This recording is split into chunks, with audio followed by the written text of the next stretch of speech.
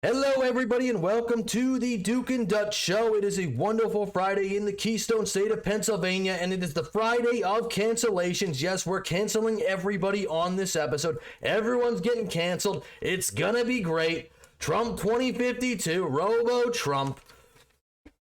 We have Stephen Colbert in the Late Show is going down from his Trump derangement syndrome. Joy Reid has been completely obliterated, hilariously obliterated by Piers Morgan. It's an ambush. It's a slaughter. She's going down. We have the CEO of the tech firm Astronomer. He's been caught with his hand in the cookie jar. In the cookie jar, I mean his secretary or his Sure has, yeah. Oh, I forget her. She works in HR. Abolish the HR departments. They're no good. Rules for thee and not for me. And lastly, we have Hunter Schafer, and it's pretty much a cry fest. Hypocrisy, I say. Legend of Zelda, the movie. It's been cast. They're casting a woman as Zelda. It's a crisis. Everybody's freaking out. Everyone's getting canceled today. The Friday of cancellation. I couldn't think of a good acronym or pseudonym for that either. We're going with Friday cancellation. I can't think of anything better than that. Whew. Yeah. Before we get into it, Duke, how are you doing today? Well, it definitely sounds like we're gonna have an interesting show. A lot of cancellations, like you stated. Everyone's canceled. Let's get to it. Yeah. It's finally not sweltering hot. I'll take it. Oh, it's hot, all right. It's sweltering hot. Everyone's in the hot seat. They're all getting canceled. They're all done. Firstly, for starting off, I can't do this voice. Firstly, what we're going to do, we're going to start off with Mr. Stephen Colbert. Now, everybody knows Stephen Colbert. Yes. I used to watch him in high school. I used to think he was pretty funny. He used to be on Comedy Central. Absolutely. He didn't seem as woke back then, but over time, he's got a lot of TDS. He's got a lot of problems with President Trump. He's had his moments, but he's definitely swinging a certain way now. He sold out years ago, and he's a coward. That's true. And we're going to talk about The Late Show, which has been on for, I think, around 40-some years, is now getting canceled because Stephen Colbert has tanked it. Does that have anything to do with him coming out and criticizing his parent company for wanting to settle the lawsuit with Trump? I don't know. Maybe, maybe not. But it's awful coincidence. Awfully coincidental. That's what I say. This is crazy. That show is getting canceled. That's been around for quite a long time. This is from Al Berry. This is, if you don't know, this is one of the best. Sorry, I gotta go back to my regular voice here. I can't do that voice forever. Yeah. This is one of the best YouTube channels. This is like South Park of politics.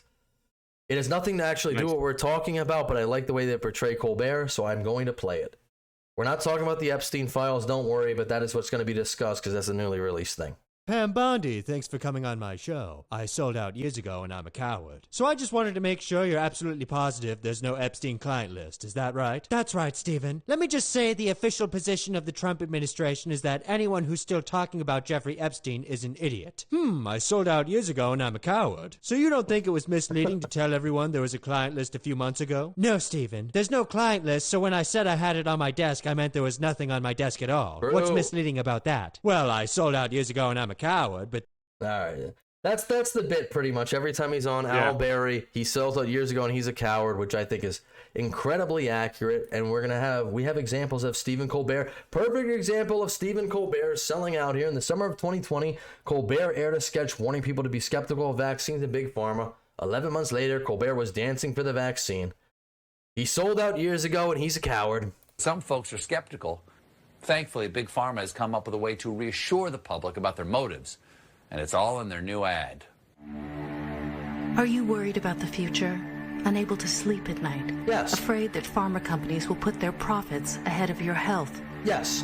If you are concerned about the cost of a vaccine, ask your doctor about Vaxilax. I won't. Vaxilax is the only medication proven to reduce anxiety about Big Pharma taking advantage of you in a national crisis. Oh, that's good. I'm going to speed this up because I know the Late Show is going to copyright us. That's why. You can trust Vaxilax because of its mascot, Professor Cashington, the ethical money sack.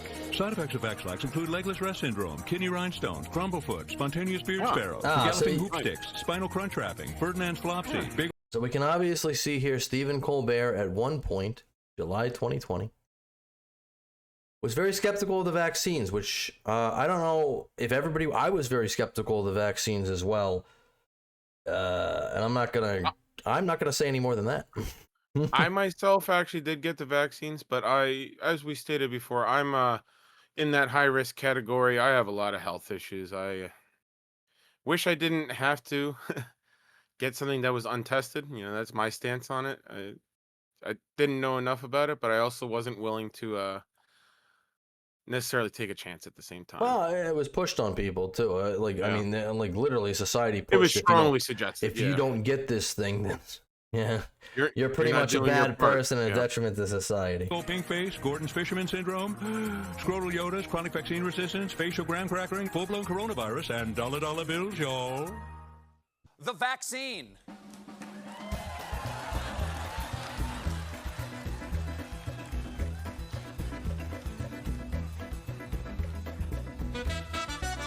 So you can see from this, he sold out years ago, and he's a coward.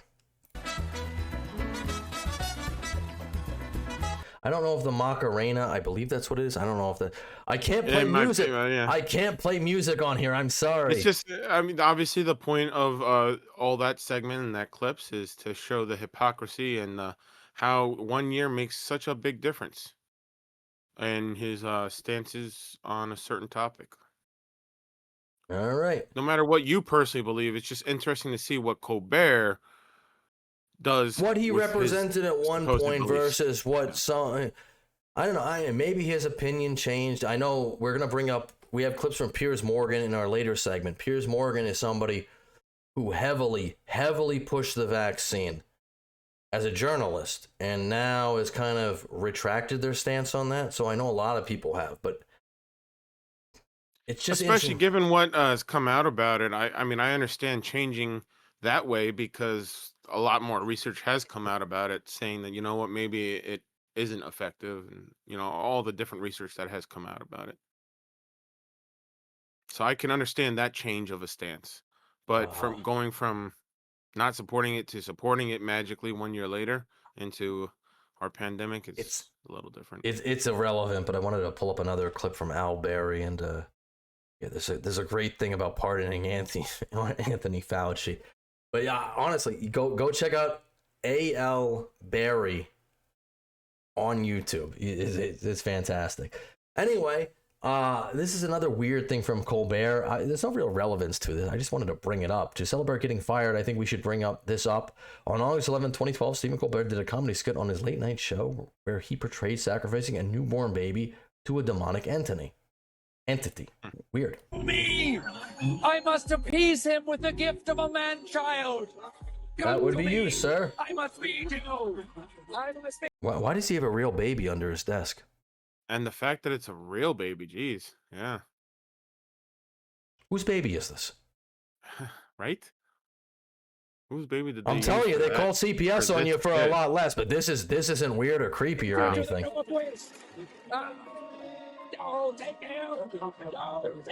Maybe we should mute this because I don't know if the music's copyrighted. I sped it up. I don't know. Don't eat me, my baby. Yeah, I just wanted to put it up because it was kind of weird.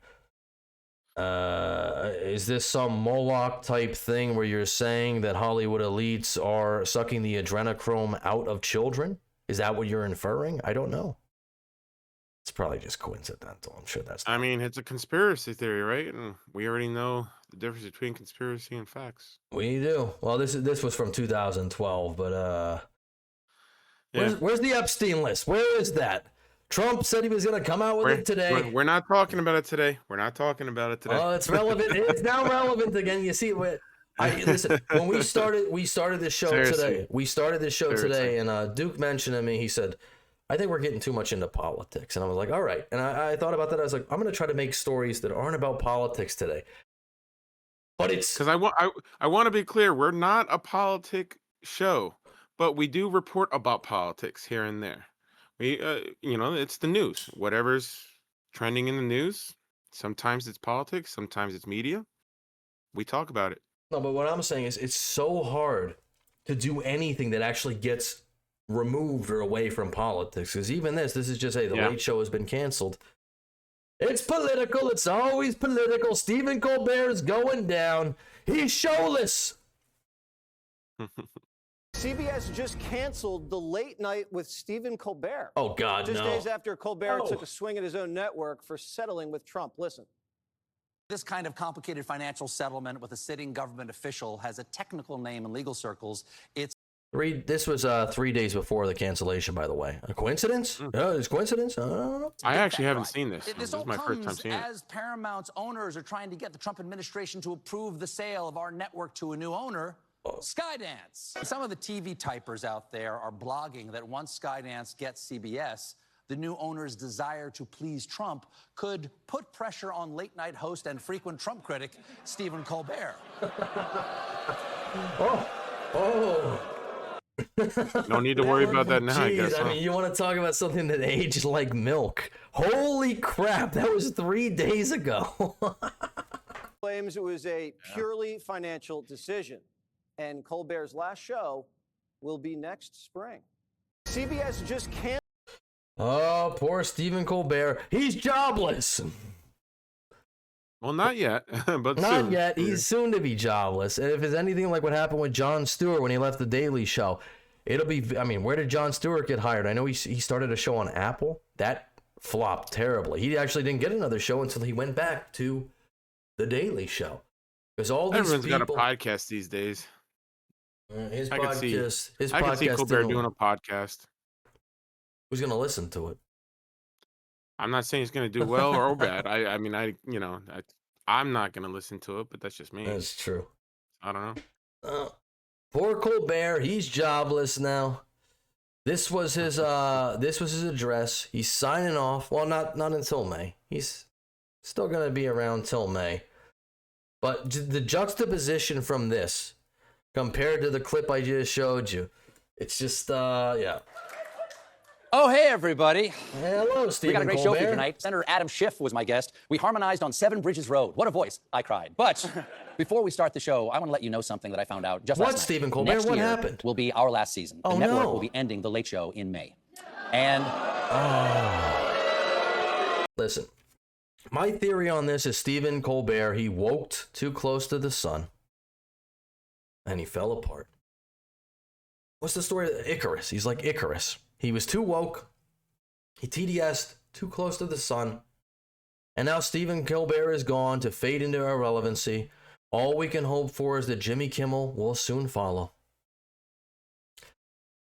I haven't watched any of their shows in a long time. Nobody watches their shows. I don't really watches watch a their lot of shows, TV. man. I watch the shows I want to watch on streaming services. I don't watch TV. I don't watch news channels. Listen, in all honesty, and this isn't to be biased here, because we're on YouTube, but I'm going to say I'd rather get my news from YouTubers, like I always mention, BCP, Greg Foreman. He's the best political commentator on YouTube, and I will die on that hill. He's good.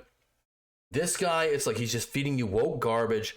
You need, think of how much it costs to even run this show. You got to get an audience in there, which you know they're getting them from free tickets. You got to have writers, producers, directors. Yeah. I was just about to say, usually it's not even his content, No, really. it's not his content at all. The network's content. You know, it's the network who decides what gets shown, what doesn't. Listen, he sold out years ago, and he's a coward. I heard yeah, that. I share your feelings. It's not just the end of our show, but it's the end of The Late Show on CBS. I'm not being replaced. This is all just going away. He tanked The Late Show. It's so bad. The ratings are the tank that much that he tanked the entire show. The legacy, all the past hosts are gone. He went woke. He went broke. And I do want to say, that the folks at CBS have been great partners. I'm so grateful to the Tiffany Network for giving me this chair. I shouldn't have. What he's really trying to say is, I wish I had some animation I could make his mouth move. I shouldn't have spoke out. I shouldn't have said anything about the lawsuit and the Skydance merger. I shouldn't have said that. I sold out years ago and I'm a coward. And this beautiful theater to call home. And of course, I'm grateful to you, the audience, who have joined us. Free tickets. Free tickets. Every night, in here, out there, all around the world, Mr. and Mrs. America and all the ships at sea. I'm grateful to share the stage with this band, these artists over here. I'll pull the band, sure. They're doing And I am work. extraordinarily deeply grateful to the They gotta hate what 200 they're doing. people who work here. We get to do this show. What? What? Apparently 200 200 people who work here. I am extraordinarily deeply grateful to the 200 people who work here. That's insane. That's a lot of people. Holy crap, man. He is... I guarantee you, if you pulled up the numbers, he's not pulling in as much as some of the YouTubers out there who are doing this from a spare room in their house. I guarantee it. Now, listen, I'm not one to throw stones from a glass house. Stephen Colbert is much more recognizable, famous. He gets a lot more viewers than us. But you have a major network behind you, buddy. What are you doing? 200 people. What could 200 people be doing running one show? Well, somebody has to hold the boom mic, you know, somebody has to hold the camera. Then someone has to make sure he has enough powder and makeup. Somebody has to comb his hair. Somebody had to sell out years ago and be a coward. And then, oh, that was him. He's right here. We get to do this show. Somebody has to write the wonderful material that he presents. Are you using that ironically? I'm not. I don't know what that means. Sorry. We get to do this show for each other every day, all day. And I've had the pleasure and the responsibility of sharing what we do. So you're not supposed to do the show for each other. You're supposed to do the show for the audience. That's your problem, Stephen Colbert. And the fact that you have decided to have this Trump derangement syndrome, which I don't really blame him particularly. It's something that's sweeping through Hollywood. Jimmy Kimmel, Jimmy Fallon, they all have Trump derangement syndrome. But when you alienate half the country, I don't know, and they don't tune in, I don't know. Especially, I mean, even now, my understanding, I don't know how accurate this is as of today, but Donald Trump is still polling better than the Democrats. Oh, yeah, for sure. So, you're appealing to a minority The Democrats compared are to the They're majority. Yeah. So, I mean, no wonder your ratings aren't as great as they could be because you're not appealing to the majority. That's what Hollywood is. Simple economics. Yeah. If you're not going to appeal to the greater crowd, then good luck getting the high ratings. And you're on network television. It's all about ratings. Hollywood, you have to politically align with them 100% or you're completely out of it. I remember when Zachary Levi, I'm not sure if you know, you probably know who that is, right? The guy who played Shazam. Yes. I wasn't really familiar with the guy. I don't know his extended work or anything like that, but he came out. He was a very big Trump supporter. Oh, yeah, I don't know that part. Yeah. Well, he came out. He was a very big Trump supporter, and he pretty much said it's like, yeah, I'm pretty aware that if I do this, I probably won't have a career anymore, which is just crazy. It's like your political ideology is more important than anything that you can actually bring, your physical appearance, your acting ability, anything like that that would actually suit you for a role is not as important as how you politically align with these people behind the scenes. It's a cabal, man. It's a cabal. It's especially it's when you're well, I mean, if you're a public image, you really have to be careful how you present that public image. I'm not saying don't believe what you want to believe. You're free to believe whatever you want to believe, but should you advertise all your beliefs to the world at all times when they're not watching you for your beliefs? They're watching you for what you create with your performance. You know, it's the same thing when people love to spout their beliefs and their political views who play sports and stuff like that. I don't watch sports figures to see who they're going to vote for. I watch sports figures for their athletic abilities. Same thing with actors. I prefer to watch actors for their performances, for their acting abilities. I'd rather not have a conversation about politics with anybody, especially if they're not in politics. I think everybody liked Robert De Niro a lot more before he opened his mouth. Same with Mark Hamill. Same with Stephen King. But I understand why people get upset about it. Not necessarily because they don't agree, which I mean, that definitely does happen a lot. But like I said, I just don't want. This is not why I watch you guys. I don't watch you guys to talk about politics. I watch you guys to talk about other stuff. The stuff that you guys do, your profession. But you guys try and, everyone loves to try and use their platform to spread their message, and that's what it's always become, and that's what it has become now. And it didn't used to be that way. It wasn't always about, oh, what message do you have to deliver to the public? Like, no, your message should be your performance, your talent, your artistic abilities, your athletic abilities. That should be your message. You know whose fault that is? Twitter's. It really is. It's Twitter's fault. Social media definitely has an effect on everything. Not just some things, but yeah. No, it's specifically 100% specifically is Twitter's that. fault, man. 100% is Twitter's fault. I think anyway. It's given everybody with a keyboard a voice. No. And obviously, like I said before, no, I don't know if I mentioned this actually, but he sold out years ago and he's a coward. Every day with you in front of this camera for the last 10 years. And let me tell you, it is a fantastic job. I wish somebody else was getting it. And it's a job that I'm looking forward to doing with this usual gang of idiots for another 10 months. It's going to be fun. Yeah. Y'all ready? We're back in. I'm ready. I want to see how woke he can go. He's been unchained now. The leash is off. He's been set free. He can say whatever he wants. Nobody's gonna step into the role. He doesn't ever have. I mean, he's got enough money. He doesn't ever have to do anything again. He's unleashed. I'm sure, he can be Trump deranged as he wants. I'm sure if he said something crazy off the cuff, they would end the show, break the freaking contract. Or, I mean, I'm sure there's a clause in the contract if he does something crazy, even saying something crazy against their policies or because he's had to sign a contract. That's true. Yeah, so I'm sure he has to follow the rules of that contract. He has a script and everything. Obviously, he sold out years ago and he's a coward. So. Oh. Y'all ready? Let's go. Y'all ready? Okay, that's all I wanted to say. Dante, let's do the show. Jazz Cowboy, rapping on the poof. Hilarious. I am in stitches right now. So, we're going to go to the article here, real fix. CBS canceled Stephen Colbert's show days after Trump settlement criticism. The late-night host had scoffed at a decision by CBS's parent company to pay the U.S. president $60 million over a disputed interview. The 60-minute interview. Comedian and political commentator Stephen Colbert announced Thursday night on air that CBS will cancel the late show starting in May 2026. Though CBS said in a statement that canceling the show is purely a financial decision not related to...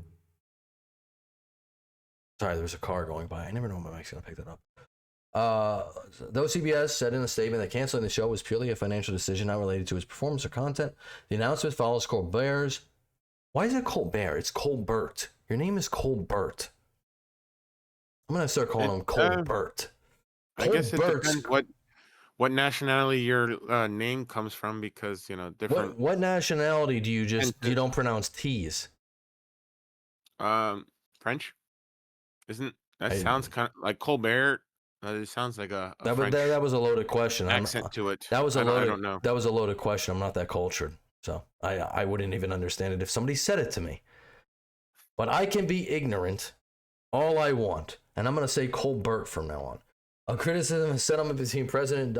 Just because I want to be petty, and because he sold out years ago and he's a coward. Criticism of settlement between President Donald Trump and Paramount Global, CBS's parent company. Paramount agreed to pay Trump $60 million to settle a lawsuit over edits to an October 2024 interview conducted on CBS's 60 Minutes. Excuse me. With Democratic presidential candidate Kamala Harris. Or that you can say however you want. Kamala. Nobody knows how to say it. Colbert, who frequently skewered Trump on his show, canceled the settlement, a big fat bribe, on air this Monday. Trump cheered the end of the show Friday on True Social, his social media site, saying that he absolutely loves the decision. Nice.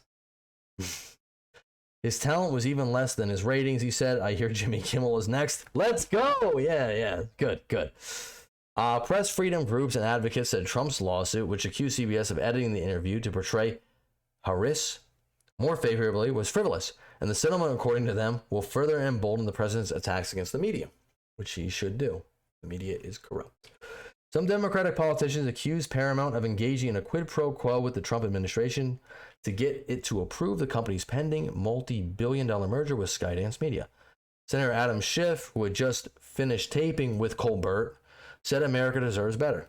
If Paramount and CBS ended the late show for political reasons, The public deserves to know, he wrote on X Thursday. Colbert alluded to the settlement made by Paramount earlier in the week. I don't know if anything will repair my trust in this company, Colbert said Monday on the show. But just taking a stab at it, I sold out years ago and I'm a coward. On Thursday, he said that the Late Show would end as he is not being replaced. This is all just going away, as the audience responded with loud boos. The Late Show first aired in 1993, and Colbert took over as host in 2015. I mean, so far from what I'm getting from this whole situation, I mean, you could think, obviously, again, everyone is free to think however you want, but I feel like people ignore almost, or just pretend like they're blind to the whole fact that this is a company that tries to make money.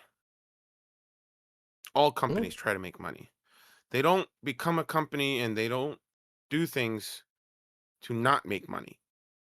So if a certain show, a certain host, a certain whatever is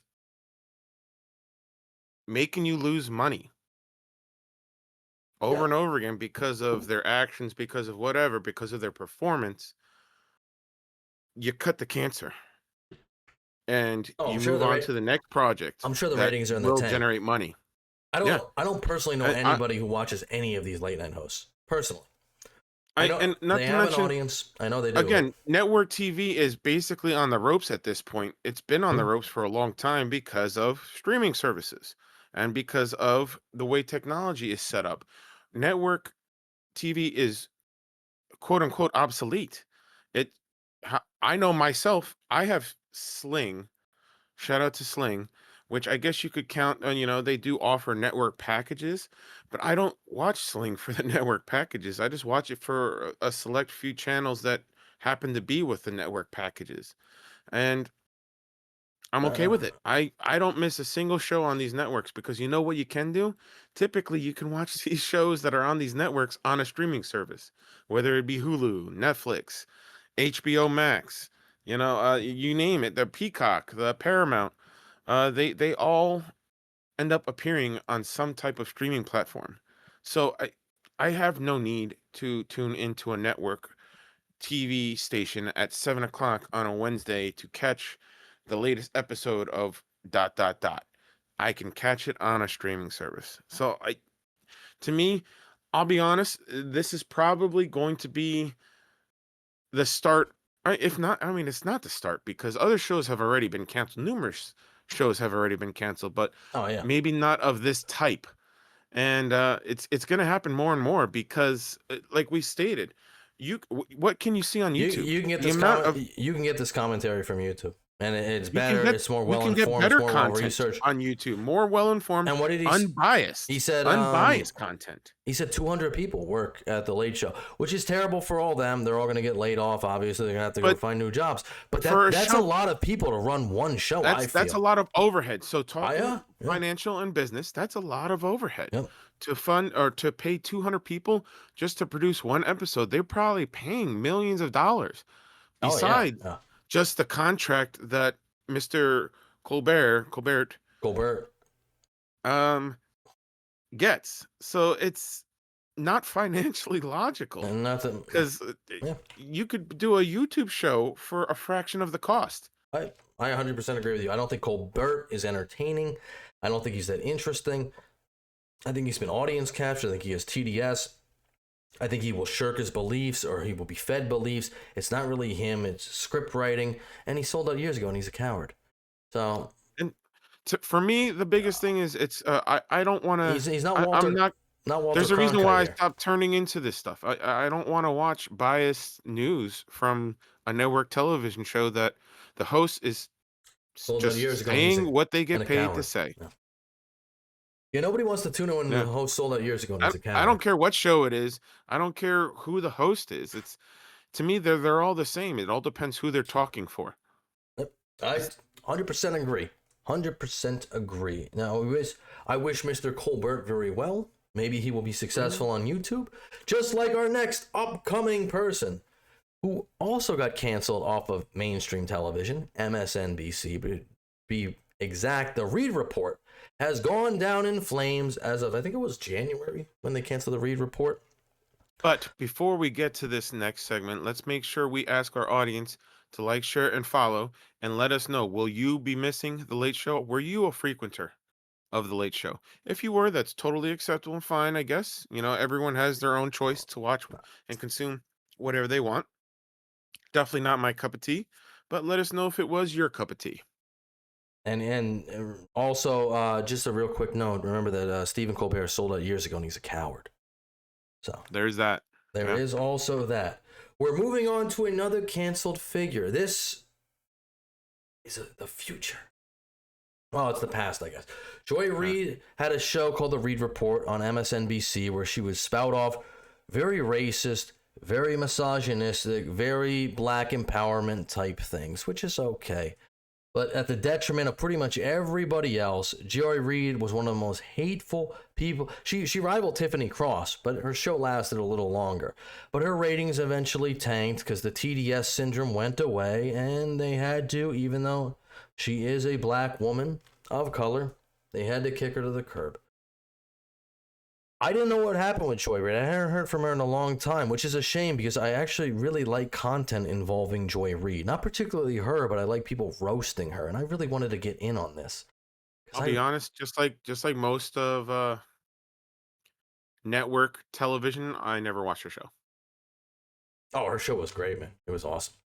I actually really liked her show. I wish they had kept it on. I think it was a great... I mean, she is one of the most... She might be more TDS than Stephen Colbert. But Piers Morgan, for whatever reason, and if you don't know who... We've talked about Piers Morgan a couple times. We covered some of his stuff. He's been on numerous segments. Piers Morgan is literally the Jerry Springer of politics on YouTube. And I mean, I have mixed feelings about Piers. Some things I really agree with him on. Some things I think he's just... I don't. I would say I'm probably... Don't. Yeah, like... I'm definitely... yeah, some things I agree, and some things I'm like, yeah, no, definitely not. So... Piers Morgan, though, is not... To me, at least he... but he's he talks about... He's not afraid to talk about stuff. That's what I like about him. No, he actually, for a show that's uncensored, he's very afraid to talk about certain things. But that's not what we're going to get into right now. Listen, again, network television and everything, everyone has certain regulations. They get paid by somebody, and you have a contract that you need to follow. Well, he's on YouTube. He got kicked off network television. That was the whole... Yeah.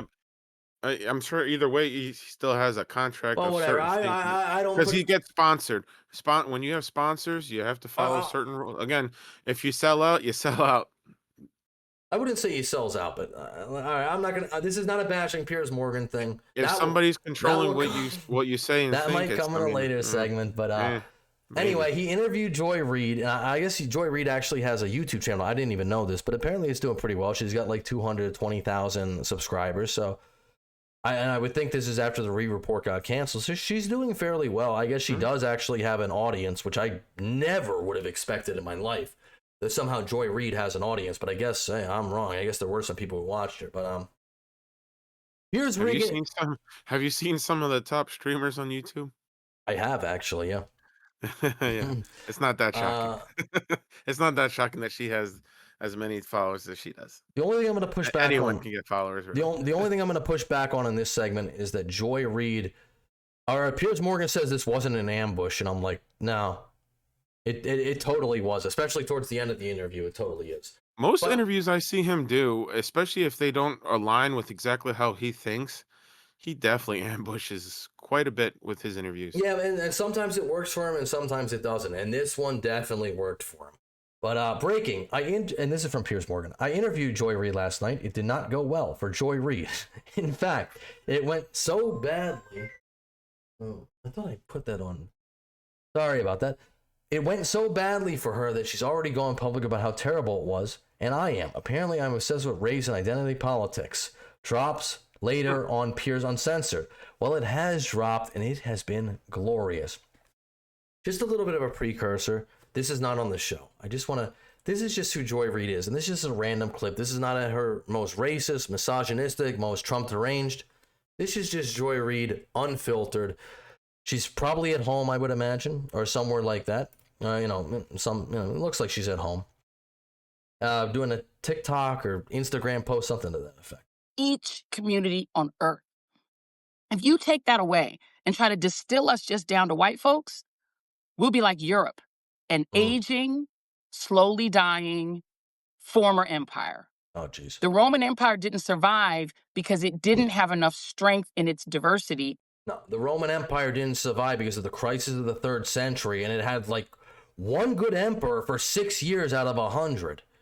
That's why the Roman Empire didn't survive. If Augustus was immortal, we'd all be speaking Latin here. Sorry. I don't like when people badmouth the Roman Empire. I knew as soon as she mentioned the Roman Empire. Like when people do that. Oh, here we go. Dutch is going on a rant again. It suppressed its diversity and it died. If the U.S. wants to be the Roman Empire, keep voting the way you're voting, y'all. No, well, we're not an empire for one. To me, that's a horrible comparison. Yeah, like there's nothing this day and age to compare to the Roman Empire. No. There's not a single government that I would compare to the Roman Empire right now. And I think she's ignoring a lot of the good parts of the Roman Empire too. A lot of the advancements they made and all that. But I'm not getting into that. I don't want. This is not about the Roman Empire. No tangents. I won't make a tangent. I say that before I get on here. I will not go on a tangent about the Roman Empire. I will not do it. Almost every single episode. We have to remind. Yeah, all right. But it's okay. I understand. Anyway, it's a very interesting topic. No. Her talking about the Roman Empire was not the point of the clip. I get derailed whenever somebody talks about the Roman Empire. I'm sorry. I do. It's more just to really highlight her ideologies. Her ideology, her biases. Yeah. She filters everything through the lens of race. Now, statistically... It all has to do with race, according to her. Statistically speaking, black people account for about 13% of the population. All right? I don't know. I mean, most of them probably vote Democrat, I would say. I mean, statistically, from what we know about the 2024 election, not all, but just most of them do. Probably about 75% do lean Democrat. But her show is unabashedly hating on white people. So when you're going to alienate, what are white people like? I don't know, maybe 50% of the population, or to some effect. People probably won't tune in. And Joy Reid is astonished that her show got canceled because her show had a lot of value, so she says. I'm not saying that she says that. But it just seems like it was a lot of TDS and a lot of racism, and we're going to just get... This isn't even really a segment about... I just wanted to make fun of Joy Reid. Honestly, folks, that's why we're doing this. We want to make fun of Joy Reid. It's great. Well, let's not say we... I want to make fun of Joy Reid. I want to make fun of her. She's ambushed. I think she's a terrible person. And the point that I definitely want to piggyback / highlight more specifically is that she got canceled. You know, we're reporting that she got canceled, and mostly what my buddy Dutch is doing is pretty much giving you reasons as to most likely why she got canceled. No, I'm just making fun. When of you her. don't, again, companies and networks. I'm a very logical financial thinker. Always, I'm analytical, and there's very few companies in this world that will continue to make decisions that financially hurt themselves. And aligning with certain people that really hurt you financially is just not a good business decision. Well, her TDS ideology was fantastic when everyone was hating on Trump. But now that the culture has shifted, now she's gone. But like I said, when it becomes the minority, then you're no wonder your ratings are going down, because you're not appeasing the majority, and you want to appease the majority when you're talking. First off, you should not be biased. You should not be biased when you're talking about politics. You should not be biased when you're trying to talk about certain topics. And if you become biased, this is exactly what happens. The only audience you're going to get is the audience you're being biased for. So she made the situation that she has created for herself. The only ratings she's getting are the people that she has been talking to, and it's not a big audience. That's why your show is canceled. See, Duke's an aristocrat. Not a big audience. He's an aristocrat. I just wanted to make fun of Joy Reid. An interesting conversation, because there is no one who is more obsessed with racial identity politics than Donald Trump. He ran the most racial identity politics laden campaign. See what I mean? She can't stop. She just can't. Yeah. There's no subject that I've ever seen Joy Reid discuss where she cannot bring race into it. And yet she will say that everybody else is racist, but it really is the pot calling the kettle black here. That I've seen in my lifetime, and I've been following politics since I was 12. You're still bad at it. The point of his campaign was, if I was to sum it up, that immigrants whom he identified as gang members from Venezuela, as people from S-hole countries, as essentially any non-white migrant. Which, to be fair, a minority of them probably are. But I don't think Trump has ever umbrellaed all immigrants are bad. I don't think he's ever said that. And we wouldn't say that. I mean, him and Tom Holland have both went on record to both saying that, yeah, not everyone is a criminal. Well, Tom Holland has actually gone on record saying they're prioritizing the people not everyone who are is a gang offenders. Member. Yeah. But yes, not everyone is a violent offender. They're prioritizing them. But if they do run into and find people that are here illegally, that still is a crime, and they will do their job of deporting them. Yep. I don't see anything wrong with that. They're doing literally their job that they are tasked to do. I still don't quite understand all the fight back about it. It's what they are designed, paid for, and funded for. But okay. Migrant or immigrant in the country were vermin who were poisoning the blood of our country. Well, he was talking about criminal, illegal immigrants. Thank you. He was talking about... You can't misquote him off the top. This is my point, though. This is my point. I remember... But that is... No, there's no point in letting you finish if you're just gonna lie and just because that's what Pierce is doing. He's like, no, I can't let you continue. That's all she does. Just spouting lies and just because you want to finish talking. Like, well, no, this is not a segment or time frame for you to just come on a platform and just lie. Oh, this is you have to at least speak facts. This is a time for her to get confronted, and it's beautiful. You have to back your statements with analytics, with statistics, with facts. And everything she said, at least in that little short segment, was not based off of facts.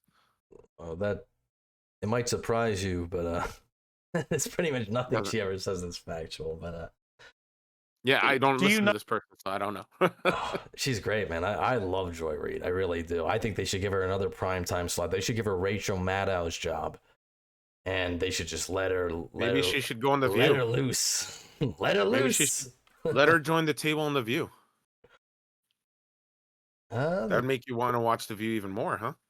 I don't know. I don't know. I mean, she has to compete against Sonny Holliston and Joy Behar. I was gonna say, you think she would fit in? Oh, she'd fit in, but I don't know if she could shine like she deserves to. She wouldn't be a unique voice, that's for sure. Barack Obama deported in 8 years. I'm sure you're going to tell me. Do you know how many people Barack Obama deported in 8 years? Hold on, pause that for a second. I mean, we'll listen to it again, but it's like, I'm sure you're going to tell me, like, I thought you paid attention to politics ever since you were 12. I'm sorry, I just had to say that real quick. She doesn't care because it was Barack Obama. It doesn't matter if Barack Obama deported more people than Donald Trump. And this is the hypocrisy. You just stated you paid attention to politics ever since you were 12. Watch through the racial lens, and everyone put on their... I already have glasses on right now, but everybody put through... Oh, you have glasses on too. We need the racial lens glasses. Put them on, and let's try to get into the mind of Joy Reid for this segment. Do you know how many people Barack Obama deported in 8 years? I'm sure you're going to tell me. Well, why don't you guess? I don't know and don't care. Well, hang on. You don't know and you don't care. You've just given me... Because it's not the issue. Hang on. She just went on a whole diatribe, as we just played in the last clip. She's very concerned about what Trump is doing to these illegal immigrants who are not supposed to be in the country. But in the same... This is the same interview. 10 seconds later. Well, I don't know if it's 10 seconds later because maybe it was cut, it's spliced up, but in the same interview, regardless. And this is she's only on for about 40 minutes. I watched the entire thing. She doesn't care about Obama doing it, or if he did it in he did it to more of a severity and more of a degree. That's all right. It's fascinating. Trying to make the issue the southern border. Joy. You've just given me Joy. Joy. The point is, Joy. You've just given me Joy. Was not dragging women. Joy. Let me finish. You've just nursing babies apart and taking. Joy. You've just given me. I'm sure going to tell me it's your main issue. You've just given me but it's not my main issue. My main issue is that That's crazy. I'm pausing just to laugh. Joy, I'm trying to finish my sentence. You've just given me a lengthy monologue attacking Donald Trump's aggressive deportation policy. And I've simply said to you, there was a Democrat, a black Democrat president of the United States. Piers just invoked race. Watch what's going to happen now. For 8 years. I'm simply asking, given that you're obviously all over every detail of the Trump deportation policy. She should be, right? And given you were on the airwaves in America on a daily basis through Obama's tenure, how many people did he deport in 8 years? I do not know. You'll tell me, I'm sure. Have a guess. But it's probably more than 1 million people. I'm quite certain. Have a because guess. I think each 2 million. Right, it was 3 million. I just want to point out here, I watch Piers Morgan pretty frequently. This is his favorite statistic ever. Say, Obama was the deporter-in-chief. He loves this. I don't know why, but he finds a reason to bring this up all the time. He loves the statistic. I know the reason. It's the same reason we've talked about it. I couldn't tell you how many times we've brought it up in numerous segments because it's very relevant. And it's funny because she's not the only one to have had the same response, like of, oh, well, I don't care. And it's like, how do you not care if you're complaining about it with our current president, but yet 3 presidents ago, he was even more effective at immigration and deporting illegal immigrants. But yet, because it was him, it doesn't matter, or it's irrelevant. It only is relevant for when it's Donald Trump. That's to me like why it needs to be brought up continuously, over and over again. So you would classify it as hypocrisy? Oh yeah, highlight the hypocrisy. Well, then I'd have to call you a racist. Sorry, not my rules. Those are Joy Reid's rules. You're a racist now. Sorry, it's over. I mean, fun fact: I didn't like Ironheart. I already knew that. Yeah, I did. I already knew that. Just what do I call ice? Oh, yeah, right. Okay, and your point being what? My point being, are you as shocked by that as you are claiming to be by Trump? It is not deportations Many of them were themselves brown. that are shocking. Wait a minute. Can I answer your question? The majority were brown. Piers, you can't just say that. What is wrong with you? What was her I'm sure it was nothing good, but do you know offhand what might have been her response from that? For what he said? Well, she gave a response at the beginning. Yeah, she doesn't it care. doesn't matter. She doesn't care. Yeah. Her response was the previous. Yeah, exactly. Oh, it doesn't matter. It's irrelevant. Obama is in the past. Why is it irrelevant? Obama's in the past. Biden is in the past. It doesn't matter if Biden was mentally incompetent during office. Why are you still focused? This was 6 months ago. Why are you still focused on it? What's wrong with you? Is there something wrong with your mental capacity? It was 6 months ago. Let it go. Away, denaturalizing. I got a couple more clips. That's Idi Amin behavior. There's a black fascist that you can compare it to. Okay, let's move on to. I want to just play a clip of when you lost your job at MSNBC. That's what my show had value, and that he's a demon. He's a demon. Now, anyone who said listen, I'm gonna. Anybody who says this wasn't an ambush, he knew what he was doing. Piers knew what he was doing. He totally wanted to go on this roaster, and I love it. It's awesome, man. One thing I'll say about the whole ambush thing, yes, it was definitely an ambush, but oh yeah, let's be honest. If you are who she is, and you go on Piers Morgan, you have the booking, you know you're going to be on the show. What do you think the questions are going to be? What did she think he was going to interview her about? I got no idea.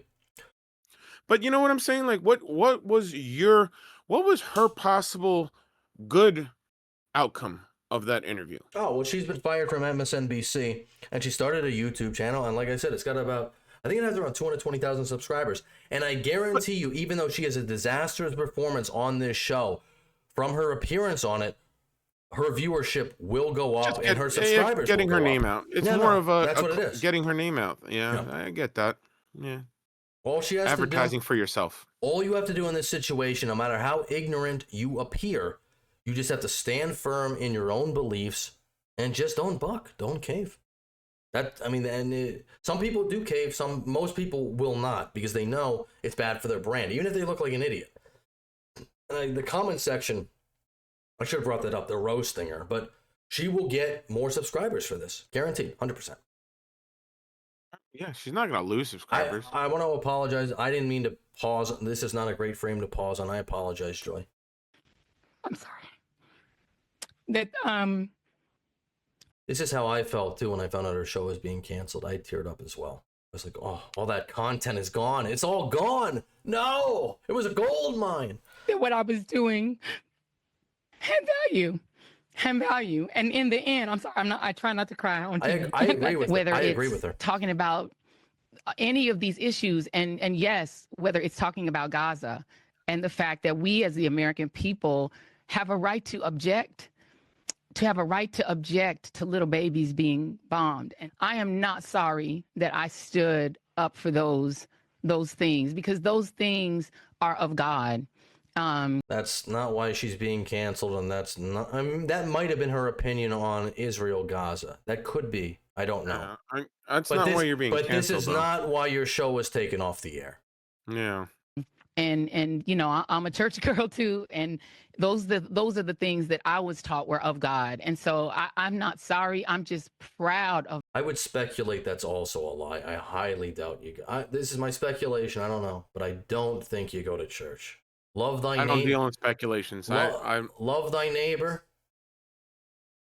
Personally, it's her business. Anybody's religion is their business. You can go to whatever belief you want. I don't speculate in how much of a religious person anyone is. That's your business and your business only. I don't care.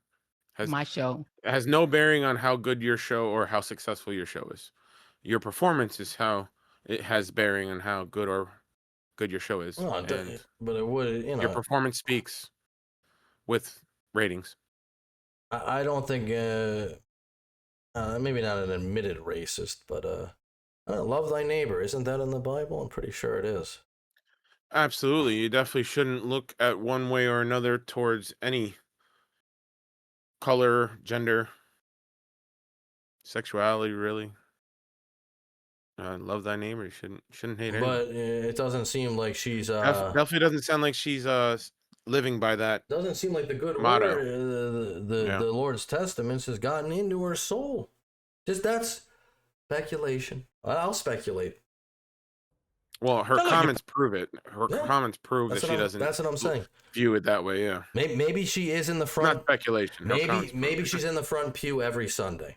That's speculation. I don't know, but I would doubt it. Everyone has faults, but doesn't mean that it's acceptable or okay to be biased towards any sort of member of society. Many people enjoyed your show for many years. You know, a lot of people at NBC were briefing that the reason was declining ratings post the election, 47% decrease in your election, in ratings from pre-election. But you told Mark Lamont Hill on his show this. After I said on my show that the reason Americans could relate to Ukrainians. Just want to point out Mark Lamont Hill's shirt. Future is black and feminist. These are, nothing racial about that. In a way that they didn't relate to Palestinians, that Ukrainians are white. And so watching white people get their... Mark Lamont Hill, if anybody doesn't know, he also had a show that got canceled. Schools bombed was, hit different. That hit our ratings. I mean, it definitely, we could see the loss of white viewers from that moment that I said that. So they were like, we don't like the name calling. And also I'm a black woman. So, I mean, I'm sure he'd make... Listen, again, just in those short clips, black woman, loss of white viewers. Maybe you shouldn't be racist when you have a show on mainstream media. That I don't know. Am I insane here? I don't know. That might be a hot take. And just at the bottom of, apparently at the bottom of this, look at the comment left by somebody. she actively blocked black voices like Brianna Joy Gray, which I'm not sure who that is, from her show and the network because they refused to shuck and jive for Democrats. She needs to take some responsibility. So basically they're calling her a hypocrite, which she definitely sounds like one. You know, how are you gonna say? Well, that's perfect. That's exactly why we're covering this. Joy Reid is in an echo chamber. But you don't want to take responsibility for some reason, she went on Piers Morgan, probably to gain viewership for her YouTube channel. But now she's out of her echo chamber. And now somebody's finally confronting her on all of her BS, which is just amazing. Yeah. I'm angrier, when I say things. Maybe because I am a Global South person myself, I mean? As a Black person, we have a different empathy toward other Global South people when they are suffering. And so we're going to come at that story from a different angle and in a different way and with different kinds of empathies. And I think that's not always received very well in the news business. Now, Joy, I mean, look, let's be honest. I don't think you were fired after all those years because of your skin colour or because you're a Black woman. I think you were fired because your show just got increasingly unpopular. Racism, Piers. It's all the time in TV. That's why you got let go. Why play the race card? Because that's all she's got. First of all, I love the fact that your play the race card is your version of the race card. You Dude, I love Joy Reid. I don't care what anybody says. She is a content machine, man. I love Joy Reid. He's asking you about your actions, and he's trying to say he's playing the race card. Do you think that you being racist to part of the country affected that your show was canceled? Well, what are you, a racist? I love her. What? She is the best. Bring her back. Literally are so fixated on trying to racialize conversations with me, Piers. I find it actually quite charming. You racialize more conversations in your tenure at MSNBC than any host in history. All right, Mark. All right, Piers. And the bottom line is you take an entire conversation that I had with Mark Lamont Hill and pick the bits that you can racialize because this is your shtick. And I get that this is your shtick. You racialize everything, Joy. Come on. I get it. I understand this is your shtick, Piers. And listen, game recognized game. I get this is it's your not game. My shtick. And the bottom line, it was your shtick. It is your shtick, and everyone knows that it is. Stick. Yes. Piers, we people understand got bored what with it is. And it is so That's true, and that's the whole point of the thing. People did get bored with it. People got bored with it. You lost ratings. Well, people got because the culture shifted because Trump came back, and she got canceled right after Trump got reelected. And MSNBC said, "Hey, listen, we can't run on Trump's arrangement forever. Our ratings are tanking. People are, and it could be the times. It could be that there's YouTube, there's Rumble, there's Twitch, there's Kick." There's X amount of places that people can get their news from, people they actually trust and feel like they're unbiased sources. They might not have journalism degrees, but people feel like they can connect with these people better, and they're not selling them a bill of goods. Joy Reid, I think for the most part, probably is pretty honest, and she probably does believe most of the stuff she says. But when you're backed by a network like MSDNC, it's so hard to know. There's a bias, and she wouldn't have been put in that position if she didn't conform to that bias. And that's not exclusive to them, but just saying. Interesting to me that you yourself, as a white European, find that when people of color talk about race, that you believe is racializing conversations. But when people like you fixate on, well, Barack Obama was a Black president, why don't you object to that? That is racializing a conversation about the former president of the United States. But you can't put and I'm sure you find that charming and funny. I find it hilarious because you're the one. It's you're awesome. the one who said Donald Trump. You and your friend Donald Trump. You said Donald Trump is a white fascist. Are so. He is. Piers Morgan, although he won't admit it because that would show his bias, he does like Donald Trump. But he has been critical of Donald Trump in the past too, which I think is fair. You got to be, yeah. It doesn't matter who it is. If it could be the person you voted for. But every time Piers is like, critical. I don't like Donald. He does like Donald Trump. He does, he's hard not to like. But you can still criticize the guy. We do that on this show all the time. I like a lot of things Trump does, but I have no problem criticizing things I don't like. I agree And with yet Mark when Obama Milley, did the who same was, thing, last time I checked, is I'm not allowed black. to mention his skin I agree color. with his former chief of staff, who last I checked was not black and said he's fascist. And Mark Milley said he's fascist to the core. So I happen to agree, and I know this is what it's important to you, with two very white gentlemen about Donald Trump's fascist tendencies. If that makes you sad and uncomfortable, I can't help you, Piers. No, it doesn't There's make me nothing sad I and can do about uncomfortable. it. I think it makes you a little bit of a hypocrite, but that's... Yes, it does. It does, Piers. I got one more clip we're going to play here, and this is from Michael Knowles. Michael Knowles is a host, or I don't know what you'd call him, I guess, but he works with the Daily Wire. He had something to say about, and this is why I'm going to say it's an ambush. You can't watch this and not tell me this is not an ambush of Joy Reid. So when she goes on there and says, I was ambushed, yeah, I 100% agree, but it was great. I am celebrating that there is no longer a market for her disgusting product. That's what I'm genuinely happy about. There has been a major shift. Her show and shows like her show no longer have value. And that's not just because of Joy Reid's favorite villains, you know, the evil white man or the Christians or the conservatives.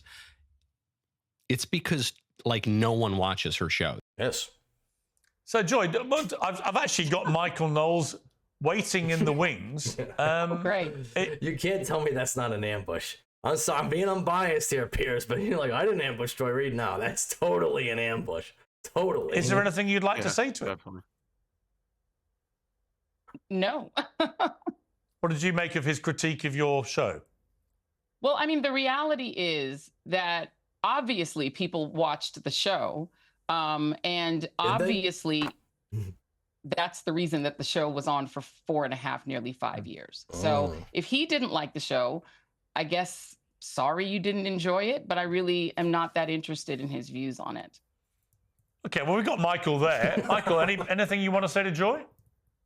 Yes, wonderful to be here. Joy, very nice to meet you. And I guess I would agree with Joy's take. People watched the show in the past tense, and now there's no longer a market for that absolutely vile content.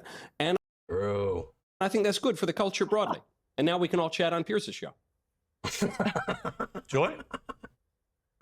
The reality... You're not enjoying this as much as me, but dude, I love it. I love this.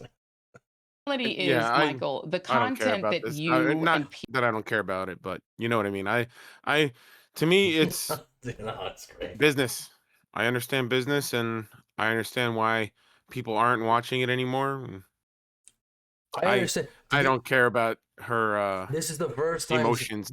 No, I'm not laughing at her emotions. This is the first time anybody has ever been able to confront Joy Reid on her racism and why her show was actually taken down. Because she's going to cry the blues forever and say she was taken down by the evil white supremacist system and yada, yada, yada. No, it's because one...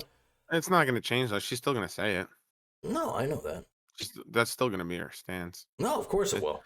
That's the problem. It's like we could... Oh, and I'm not saying in a sense that like we shouldn't do this or anything like that. I think hypocrisy absolutely needs to be brought to light whenever it happens, because accountability. Everyone needs accountability for their hypocritical behavior. And especially when you're in the limelight like she was. And like I said, I never personally watched her, but I can understand her rhetoric and I can understand what types of messages she was trying to spew. And according to other people, toxic messages.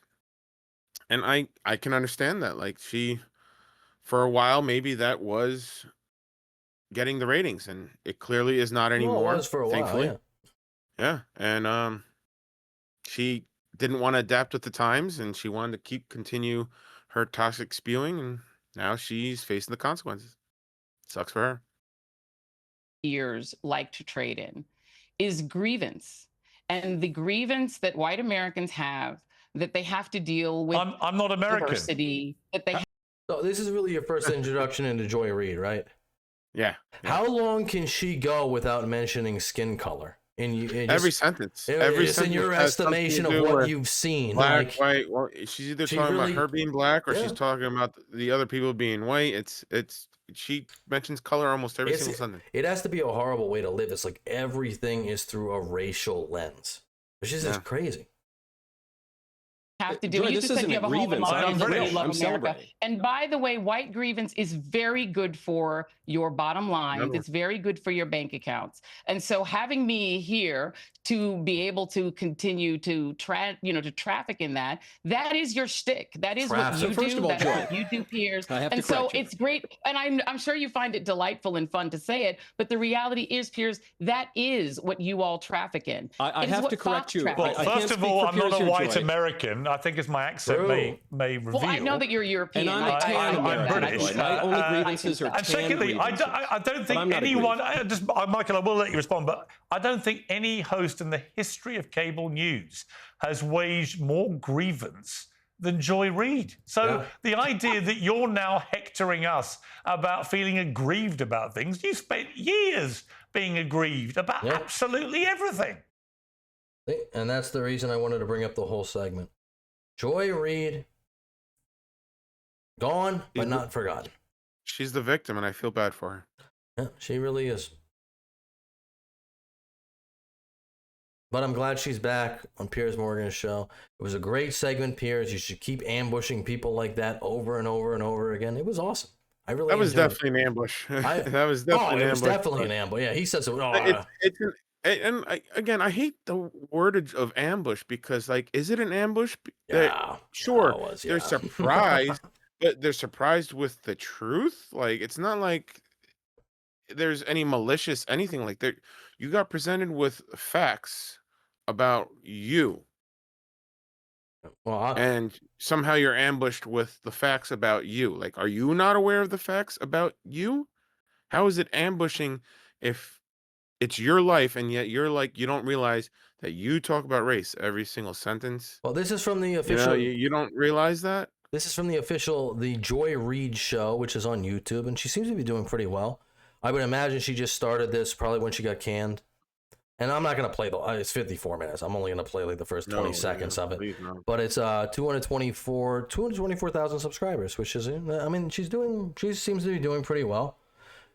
But you see Piers Morgan race baiting ambush. Again, everything this woman thinks about is through the lens of race. It's crazy. It's so shocking that the word race was in her title. I agree. I never even heard her say that before.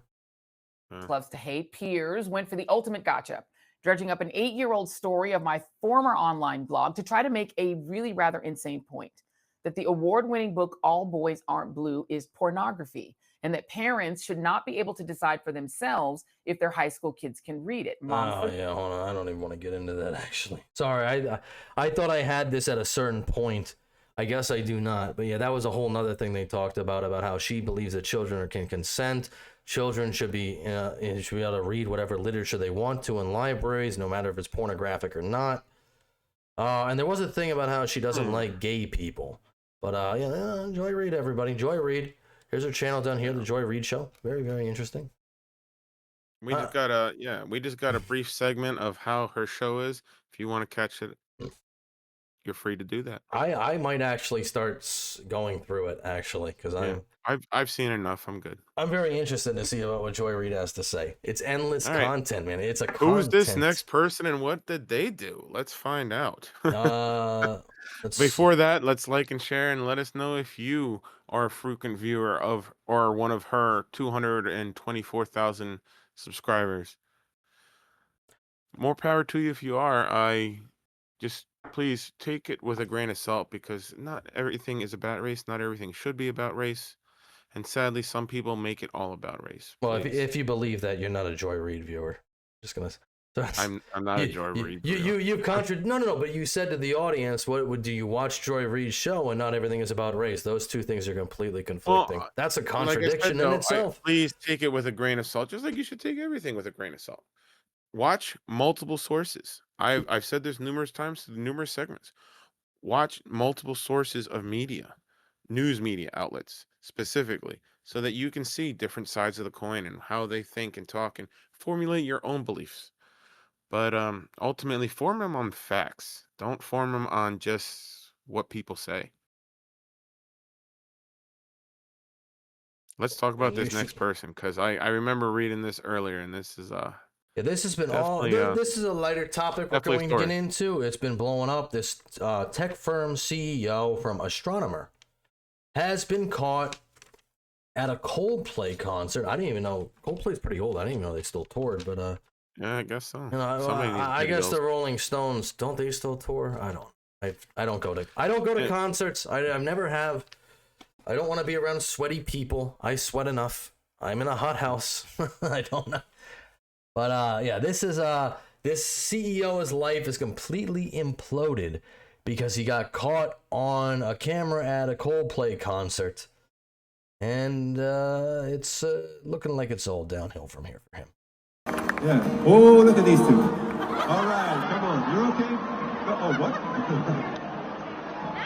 Either they're having an affair or they're just very shy. Nailed it right on the head. You know the interesting thing about that?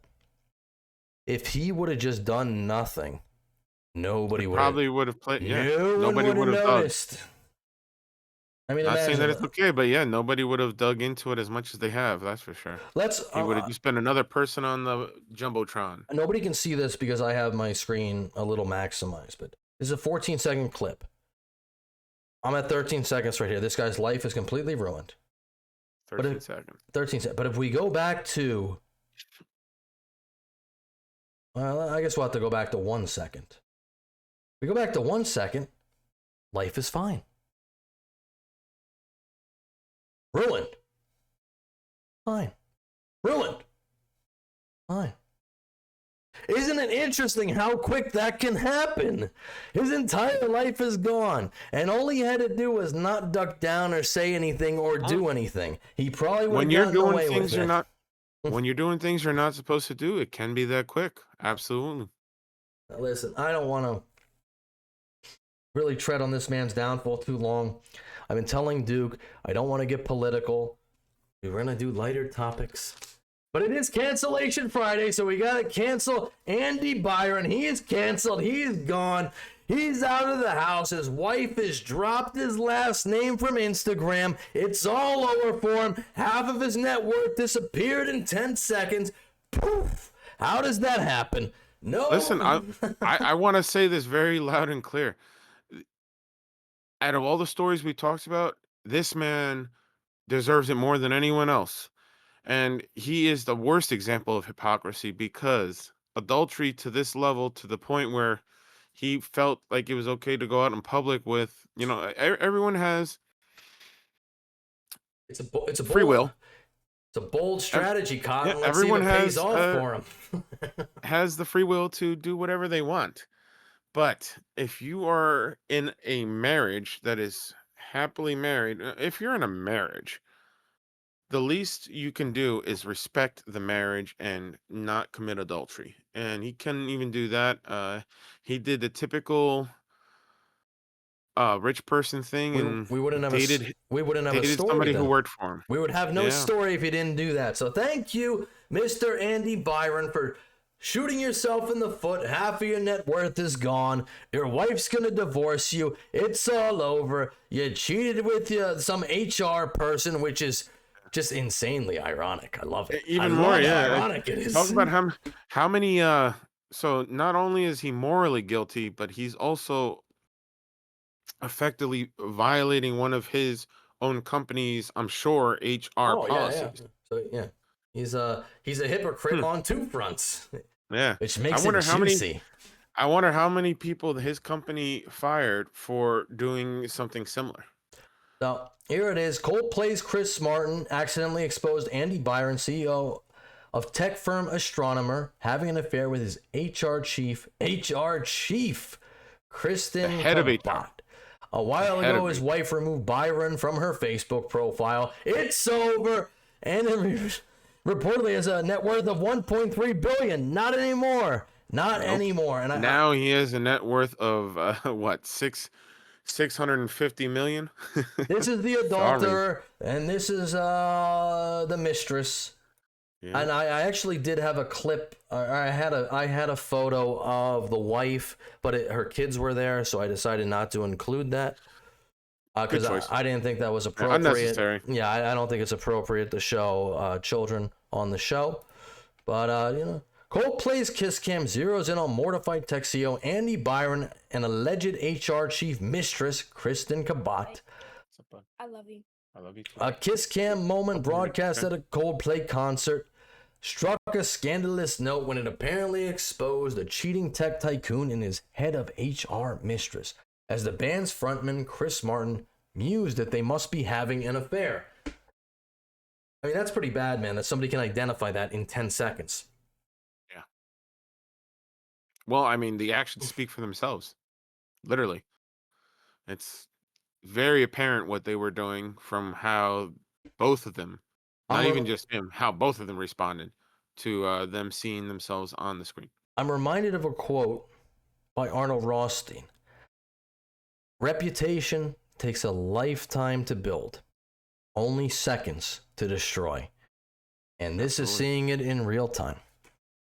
The couple, identified as astronomer CEO Andy Byron and the firm's chief human resources officer, Kristen Cabot, scrambled to hide their faces when they were caught on the Jumbotron canoodling. Oh, I like.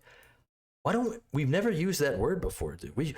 Why are we not saying canoodling more? I like that. Canoodling. That's a good word. I'm gonna put that into the script more. Canoodling. You're gonna add that into your dictionary. I'm adding that right into my dictionary. Yeah, I am. Canoodling. It's pretty interesting because if this company, Astronomer, I am not too familiar with them. I don't know too many details about them. But if they are a publicly traded company, odds are the board is definitely going to vote him out of the CEO position. That's the whole point, though, isn't it? Nobody was familiar. This could have passed over if he didn't react the way he did. And they say both of them did. I don't think she reacted in any type of weird way. He definitely did. Well, I mean, you could kind of say that she was bashful, which you could, you wouldn't necessarily automatically assume it was a fair. But she turned away and hid her face. Why would you do that unless you have something to hide? Well, he had already ducked down, so I don't know. I would blame this most on him. Yeah, this is why. His reaction was full stream, oh, I need to get out of here. For all the young people watching out there, no canoodling in public. Do not canoodle in public. It only leads to bad and dirty things. Anytime you do something and the word canoodling is used to describe it, you're not in a good situation. You're not doing something good, because canoodling is usually not used in good situations. I don't even know what it means. Positive situations. I have no idea what canoodling means. I'm almost positive it actually does have a negative meaning of a negative interaction.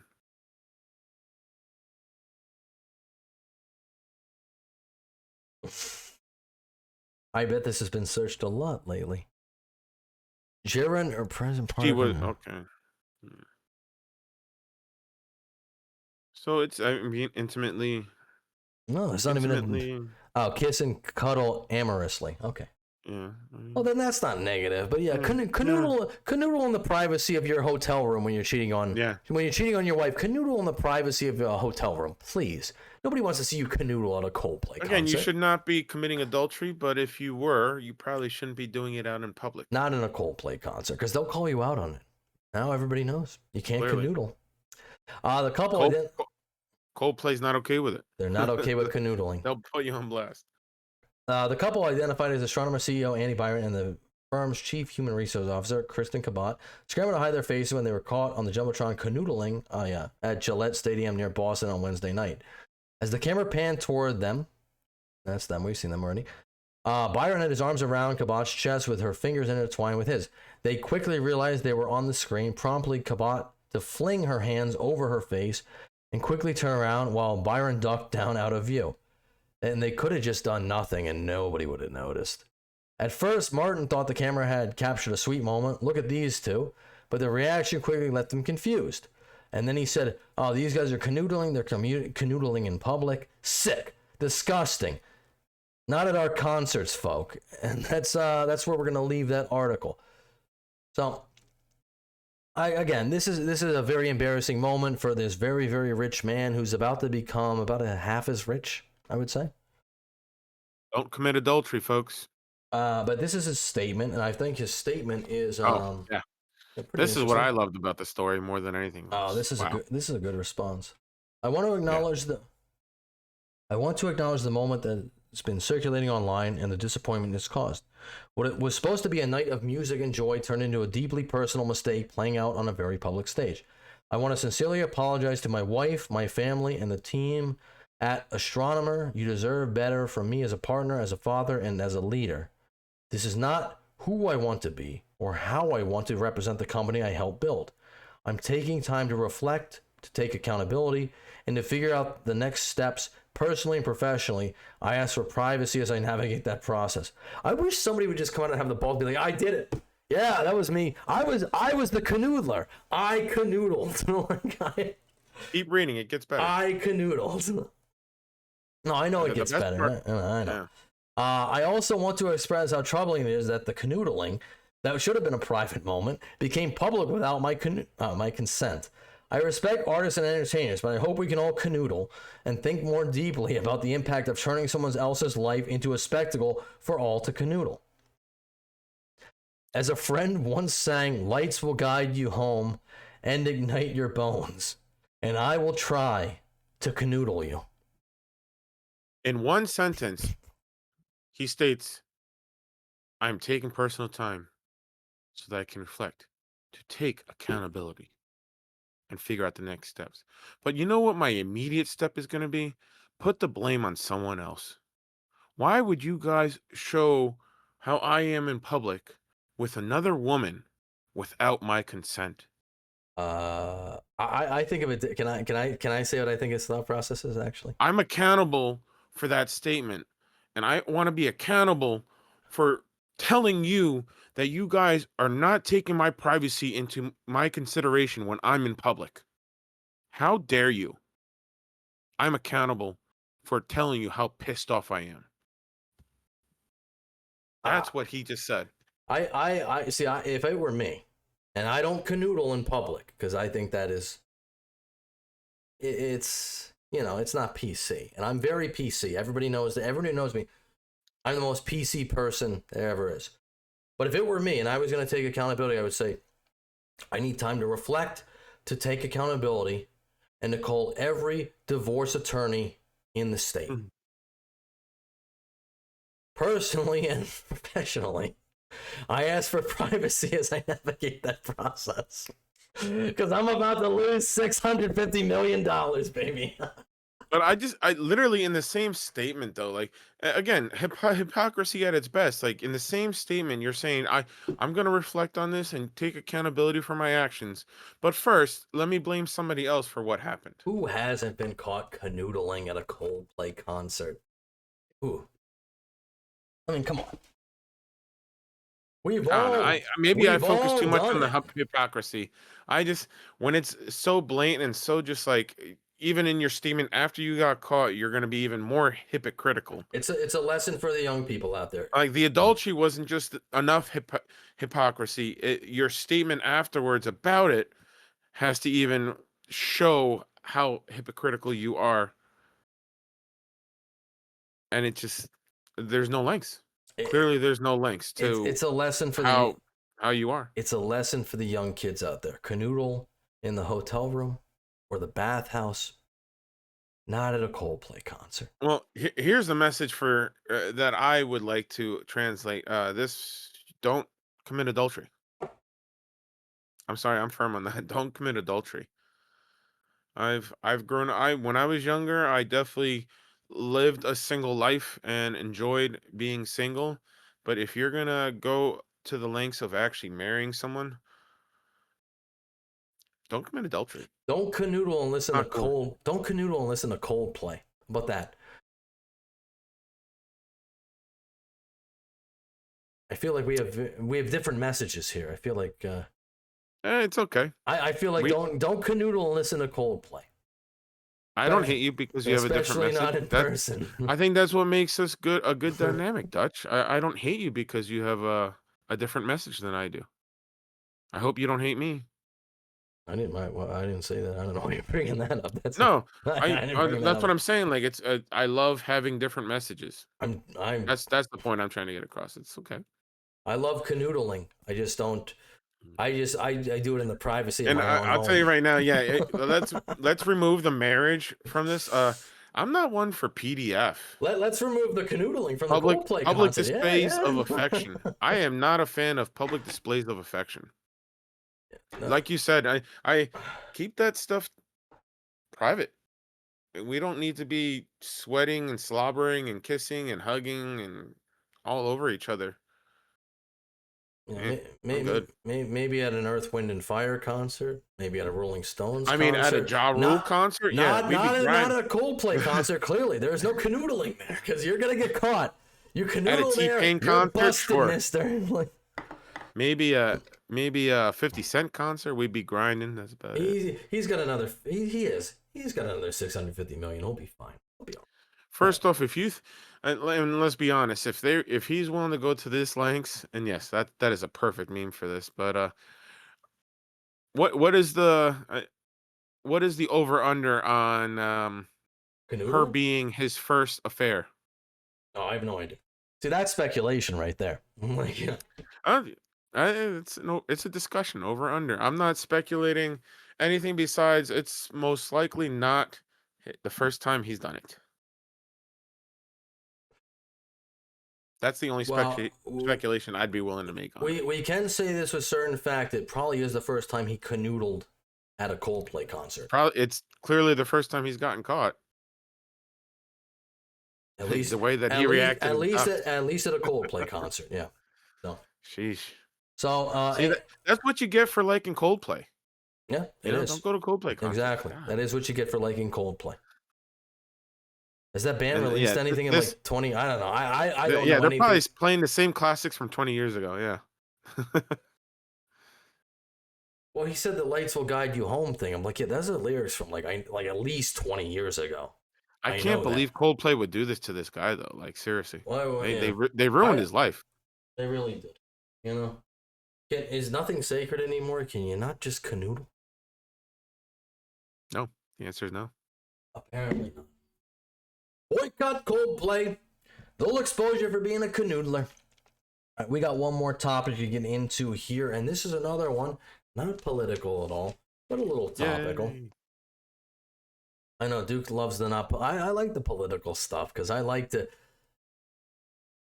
say I like to beat these grimy bastards. Like I really do, but like I just like to have a good balance. Like I said, I don't when we have all the segments about one specific topic, specifically politics, it puts me in a certain mood, and I'm just like, man, I really don't want to talk about this all the time. You don't feel like canoodling. Yeah, definitely not.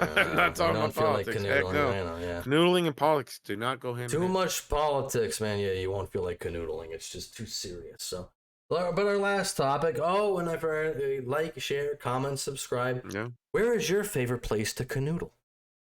Are you going to go to a Coldplay concert? And or are you second guessing? And would you canoodle at one? All right, yeah, I'm just repeating stuff. Like, all right, it was so Nintendo. Nintendo has recently decided to do a live-action Legend of Zelda movie. Now, personally, for me, I don't know how well that will work. Obviously, live action has not suited Nintendo in the past. We can look back at the 90s Mario Brother movie, which is pretty much still universally ragged on and hated. I mean, it's memed to this day. So, but... Call me one of the crazy people. I actually enjoyed it. I mean, it's one of those, like, B-rated movies. It's fun for what it is. You're one of the crazy That's people. the way I look at it. Yeah, I'm a crazy person. You're one of the crazy people. I love my B-rated movies. I love my B-class movies. It's just... I don't know. It definitely, to me, it's a classic. You are one of the crazy I enjoyed watching it. Is it award-winning? Award-worthy? No. It's probably Razzie-worthy. But anyway, but man, I enjoyed it. Yeah, but they're doing a live-action Legend of Zelda movie. They have cast Link. They have cast Zelda. This is Miyamoto. I am pleased to announce that for the live-action film of The Legend of Zelda, Zelda will be played by Bo Bragason-san and Link by Benjamin Evan Ainsworth-san. I am very much looking forward to seeing both of them on the big screen. So, I wanted to read this too. The film is scheduled to be released in theaters on May 7th, 2027. Thank you for your patience. Pretty, I would say innocuous, pretty much just like regular casting. But there's a certain community, the trans community, who has gone on record and is all over my Twitter feed. I don't know about everybody's, but my Twitter feed, which are really going after this actress who has been cast because they wanted Hunter Schafer to play Zelda. Now, before we get into this, one, Hunter Schafer has never been in the discussion, as far as I know, from Nintendo, to play Zelda. This is a fan casting. This is something that a certain amount of people and a certain amount of community really wanted to happen. But I don't think Nintendo was ever even considering this actor. So Nintendo announced a biological woman will portray Princess Zelda, shattering the perverse fantasies of... I'm not going to read the rest of that because I will get banned off of It's YouTube. just, yeah, that's weird. Oh. I mean, anyone who's ever played Zelda should know that Zelda is a female. She's always been a female. She does have another, I wouldn't say character, but like another persona maybe, Sheik. But that persona was still a female. Well, always has been. Yeah.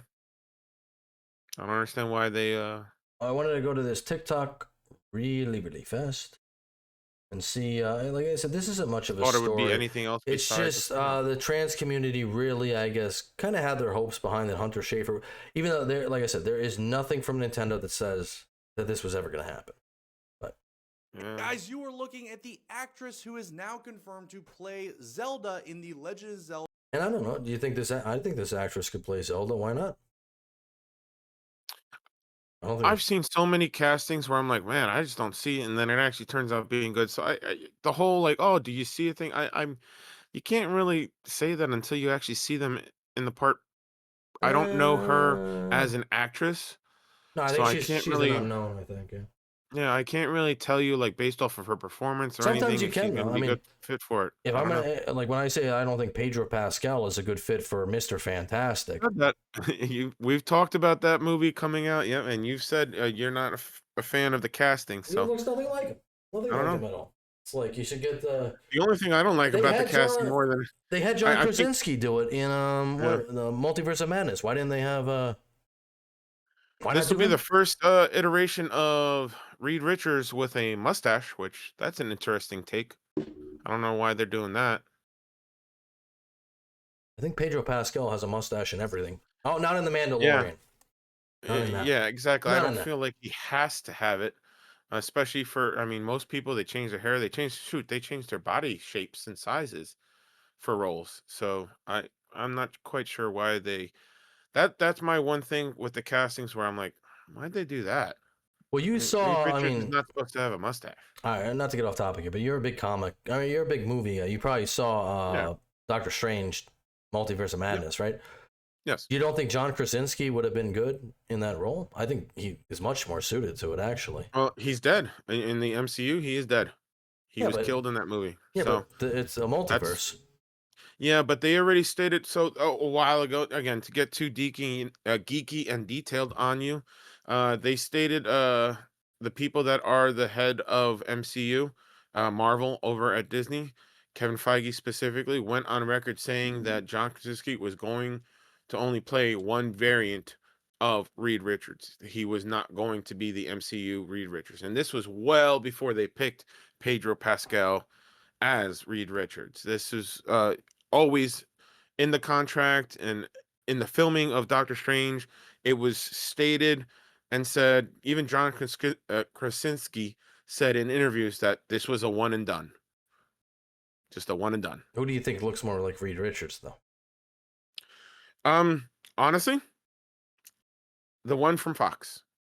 The Fantastic Four from Fox was the best. Oh yeah, I don't know who that guy. Yeah, live action iteration. That guy did look. He like, was. Yeah. He was the best comic book accurate depiction of Reed Richards. Yeah, no, he did look exactly like Reed Richards. Yeah. I mean, from what I know, I don't know a bunch of the comics, but yeah, he embodied Reed Richards. Obviously, he'd be a little too old to play the part now. I think. Yeah, now, but, John Krasinski definitely did a good part, a good adaptation of a good variant, but yeah, I will have to tell you once I see the movie how Pedro Pascal does.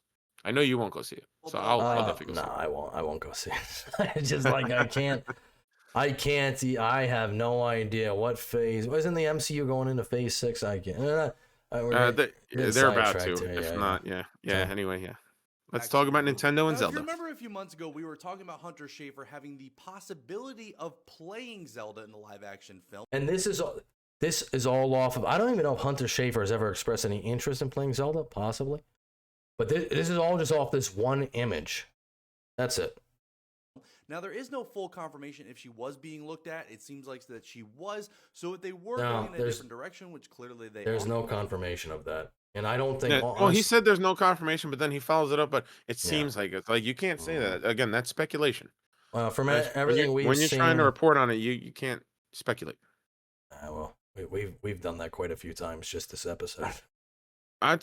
You've done that quite a few times. That's why my stance is if you're gonna accurately tell details about a certain thing, you really got to remove speculation. You just speculated on if it was that guy's first affair. That just happened 10 minutes ago. What are you talking about? That is my. I'll admit that was speculation. What are you talking about? You're pinning this all on me here.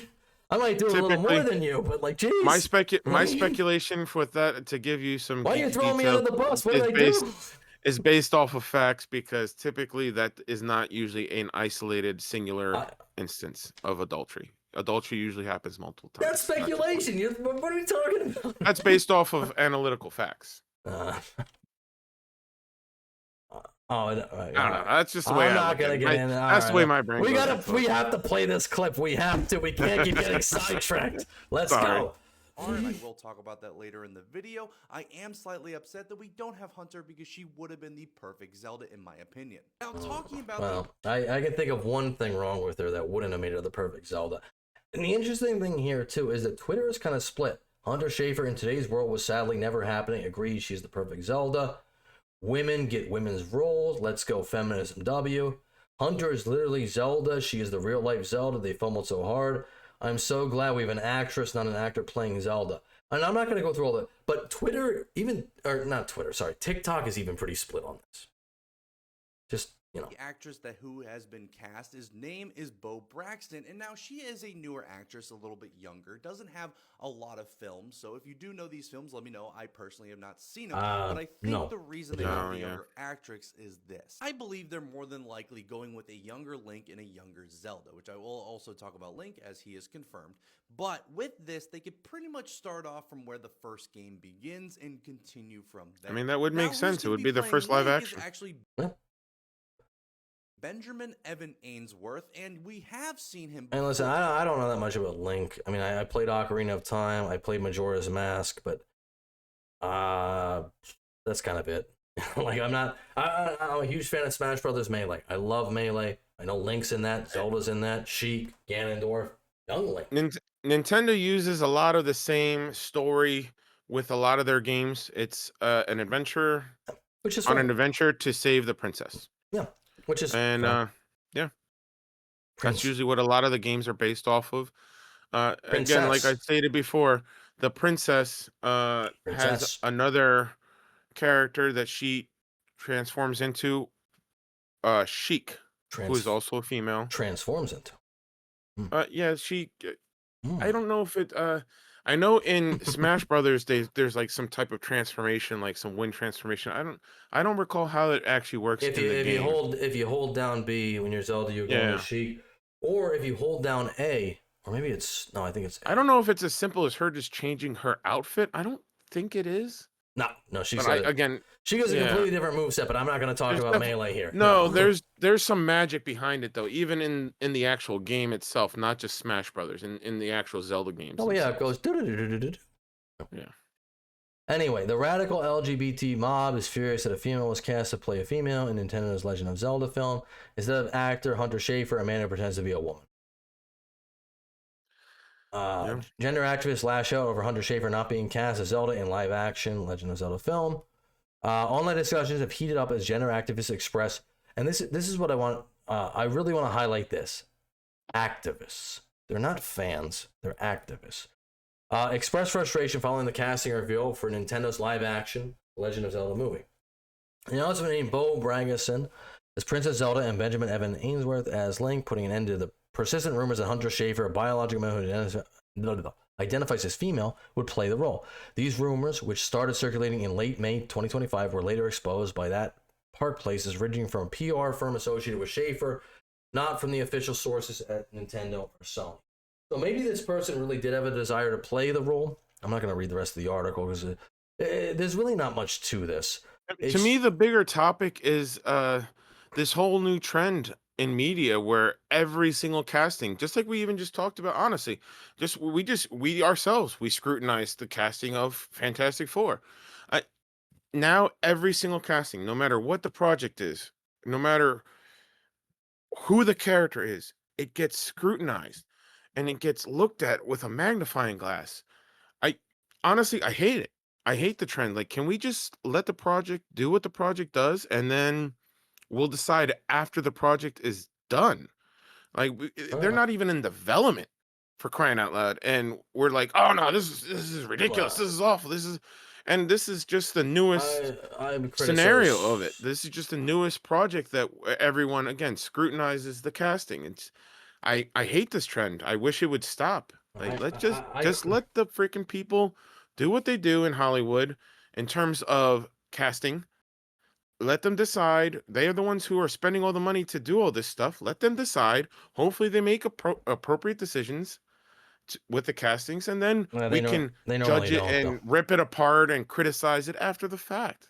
They normally don't, though. That's the problem. They normally do not make good decisions with casting. And sometimes I think they do make good decisions with casting. Oh, well. But, like, again, it should be an oh, well. Like, and then we can rip it apart after the fact. And then we can be like, wow, they did a shit job. They need to do better next time.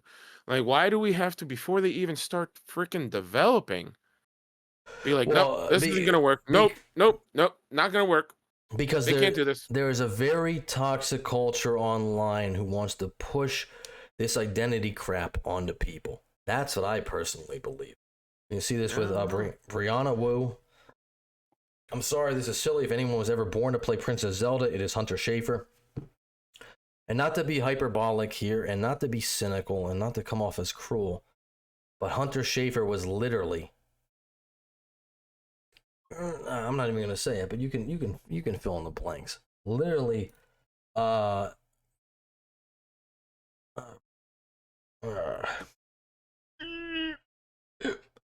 also, this is the last thing about it, because I think this whole thing is dumb.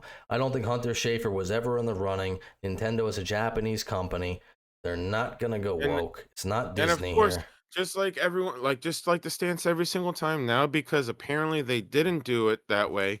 Now they're homophobic. Now they're transphobic. Well, now they're racist. Now they're all this. It's like, because why? It's a fan casting anyway. I don't know.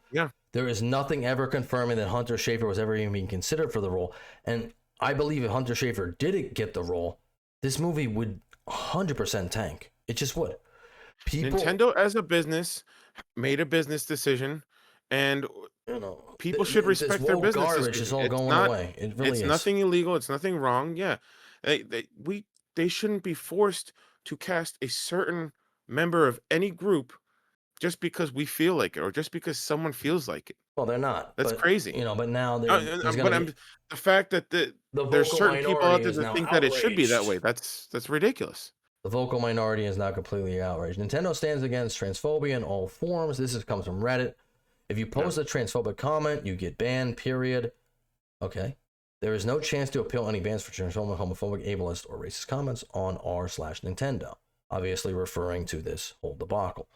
All bans for these are final and will also result in your Reddit account being reported to the administrators. Edit. The comments of this thread are being downvote brigaded and falsely reported currently. Please let us know via mod mail if you see any activity in other subreddits directing people here. Edit 2. Comments are now locked. No. And this is why I don't go on No Reddit. more comments. Well, Reddit's an echo chamber. Reddit is literally whatever the mods decide is okay is okay.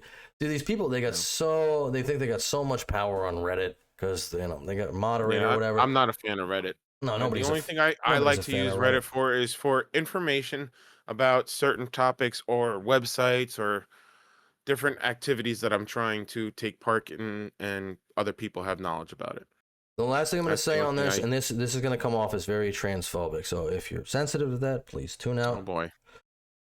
I think that the young lady who is going to be playing Zelda seems like good casting. I think women should probably, most likely, for the most part, actually normally always, or maybe probably always, should be playing women. I know that's going to be controversial. I know I'll get banned for that, but I know. You're definitely a bigot. I accepted that a long time ago. A long time ago, I've accepted I'm a bigot. So that's okay. So just to end this on one note, and we could stop right here. I was really against the casting of Hugh. What is it, Hugh Grant as an Oompa Loompa? I think that was silly in the remake of Willy Wonka. I'll let you figure out why I was against that. I think that's silly. There was a horror thing about Hornswoggle. He went on Piers Morgan, and he said, "Why did with the Snow White movie?" And he said, "Why does Peter Dinklage get to speak for the entire dwarf community? Why would it be somehow ableist to put people with dwarfism in a movie about Snow White and the Seven Dwarfs? And why does Peter Dinklage specifically speak for our entire community?" Why does one person have to speak for an entire community? It doesn't matter what community it is. One person should not speak for it. No, it's their opinion. And it's like, listen, I mean, I get that for a fact. It's like, there are not that many roles for. Is it little people or is it dwarves? I don't know the. Well, PC, like I said, let's not keep going with the show though. But it pretty much goes hand in hand with this. The topic is the same. Like it's no. As it's designed, it should. I want to continue. Casting should be done. It'll take me 20 seconds. I think they should be played. Dwarves or little people or midgets. I don't know the correct term. Should be played by dwarves or little people or midgets. I don't think I don't know who would object to that. Why would that be offensive? I think women should be played by women. If there are trans women, then they should be played by trans women. Why is that offensive? I don't understand. There's plenty of roles out there that are supposed to depict a trans person, and there's no problem casting a trans person for that one. I don't think so.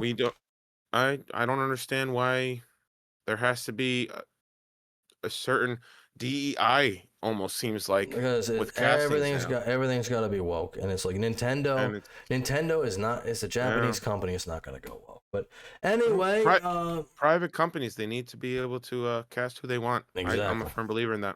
No. They didn't want Hunter Schafer apparently. The role. So yep. Anyway, that's going to be our show. Please like, comment, share, subscribe. What do you think about the casting of the new Legend of Zelda movie? Think it's good? Do you think it's bad? Do you think it's going to flop? Do you think it's going to be good in live action? Do you think it should have been an animated movie? Personally, I mean, I'm tired of seeing all these live action adaptations. I don't know how good this is going to be, and I don't think it has anything to do with the casting. I was tired of it after Lilo and Stitch, man, and Lilo and Stitch made $1 billion. So I don't know. Stop making live action remakes of everything. We don't need live action remakes of everything. Please stop. All right, but that will be our. Or you have anything else to add, or is that our show for today? You think? Let's catch you in the next one. Like always. I said we had a short show. We ended up going quite long. Apologies. I don't know what. I have no time constraints. I'm bad with that. But all right, yeah. From both of us at the Duke and Dutch Show. Take it easy. We will be back on Monday. Later.